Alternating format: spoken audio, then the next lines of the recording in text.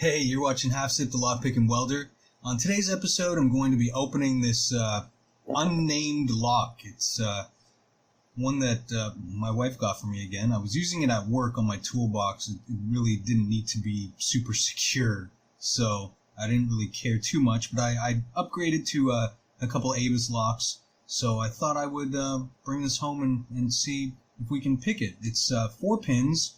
The bitting is what you'd expect from something like this. Nothing special really. 40mm lock, 4 pins. It's one of these laminated things, hardened steel shackle.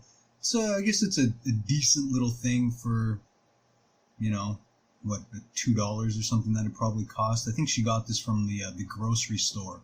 One of those kind of locks. But we'll see if we can get it open pretty quick. I'm going to be using bottom of the keyway tension and this H1 from Peterson's in 25 thousandths. So using pretty heavy tension on this. The core turns like crazy right away, but it's not like all the pins need to be set. So anyways, let's go. Pin 1. Just click on 1, 2, click on 2, getting under 3.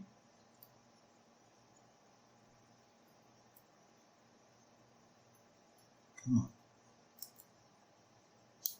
There's 3, and now 4. One of them probably needs a little bit more kick.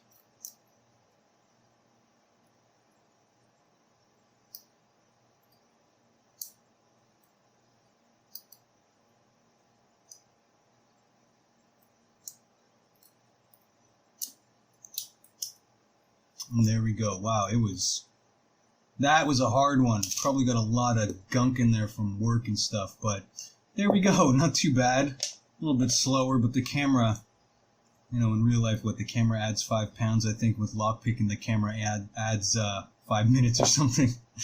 But anyway, not exactly super secure. I'm sure this can easily be raked open, and it can almost guarantee that it can be bypassed. Looking at it, I'm sure it can be shimmed as well, so this thing is vulnerable to everything you can throw at it, but it's still fun. These kind of locks are fun, they're easy, so it's a good confidence booster, I guess. But anyway, that's what we got today. Thanks so much for watching, guys. I hope you enjoyed, and take care.